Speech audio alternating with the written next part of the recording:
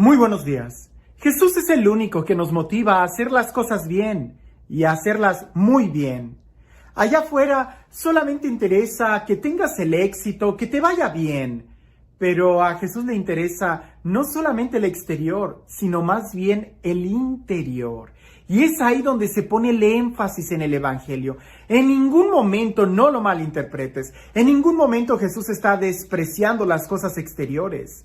Pero las cosas exteriores, si no están en sintonía con el interior, en realidad de nada sirven. Es como si pudieras tener muchos pastelillos frente a ti, pero si estás a dieta o estás enfermo y no puedes comerlos, ¿de qué te servirían? Hay muchas personas que se preocupan mucho por el exterior y olvidan el interior. Son capaces de maquillarse una sonrisa de oreja a oreja, aunque por dentro estén llenos de dolor y de tristeza. Ayer en el Evangelio se hablaba de amar a los enemigos y tratábamos de buscar una libertad interior, que aquellos que nos hagan daño no vayan a condicionar nuestra actitud. Hoy, en el Evangelio, el énfasis se pone en que tampoco las cosas buenas deben de condicionar nuestra actitud o nuestro interior. Es un reto muy grande, porque no solamente consiste en hacer el bien, sino hay que saber hacerlo y hacerlo muy bien. Escucha lo que dice el Evangelio. En aquel tiempo, Jesús dijo a sus discípulos: tengan cuidado de no practicar sus obras de piedad delante de los hombres, para que los vean. De lo contrario, no tendrán recompensa con su Padre Celestial. Por lo tanto, cuando des limosna, no lo anuncies con trompeta, como lo hacen los hipócritas en las sinagogas y por las calles, para que los alaben los hombres. Yo les aseguro que ya recibieron su recompensa. Tú, en cambio, cuando des limosna, que no sepa tu mano izquierda lo que hace la derecha, para que tu limosna quede en secreto, y tu Padre que ve lo secreto te recompensará. Cuando ustedes hagan oración, no sean como los hipócritas, a quienes les gusta orar de pie en las sinagogas y en las esquinas de las plazas para que los vean. Yo les aseguro que ya recibieron su recompensa. Tú, en cambio, cuando vayas a orar, entra en tu cuarto, cierra la puerta y ora ante tu Padre que está allí en lo secreto. Y tu Padre que ve lo secreto te recompensará. Cuando ustedes ayunen, no pongan cara triste como esos hipócritas que descuidan la apariencia de su rostro para que la gente note que están ayunando. Yo les aseguro que ya recibieron su recompensa. Tú, en cambio, cuando ayunes, perfúmate la cabeza, lávate la cara, para que no sepa la gente que estás ayunando, sino tu Padre que está en lo secreto. Y tu Padre que ve lo secreto te recompensará. Sí que es un reto, porque si pensamos en el Evangelio del día de ayer, que hablaba sobre el amar a los enemigos, a aquellos que nos odian, habría que amarlos, y nos dábamos cuenta que el odio, de una manera muy rápida, muy clara, te puedes dar cuenta que te hace daño, que es preferible amar. Por ejemplo, ¿cuántos casos no hemos oído de personas que hacen un coraje tan fuerte que hasta les da una parálisis o se enferman de bilis o muchas cosas por el coraje que hacen? Pero el Evangelio del día de hoy también nos pone la otra parte, que hacer el bien de manera hipócrita puede representar un daño para nuestro corazón. No solamente el no hacer el mal, obviamente hacer el mal es algo muy malo, no hay que hacerlo. Pero hacer el bien para que los demás no vean, para que los demás nos aplaudan, para lograr un reconocimiento y que la gente diga, mira qué buena es esta persona. Esa actitud es capaz de envenenarnos, es capaz de vaciarnos por dentro, es capaz incluso de irnos pudriendo poco a poco. Por ahí dicen que es mucho más fácil cachar una mosca con una gota de miel que con litros y litros de hiel. El vinagre nadie lo va a tomar. El odio y el coraje es fácil entender y distinguir en nuestra vida que eso está muy mal.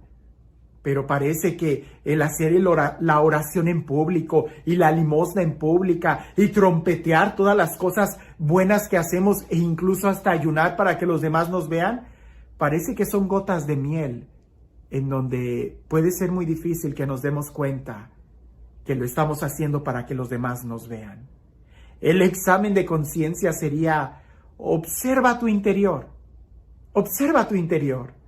Porque cuando tú observas tu interior y te das cuenta que hay una satisfacción interior a pesar de que nadie lo reconozca, entonces te puedes dar cuenta de que vas por buen camino.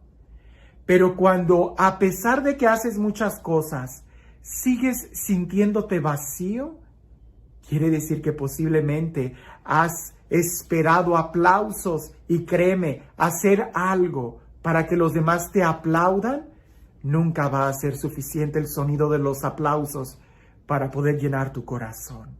El único quien puede llenar tu corazón es Dios.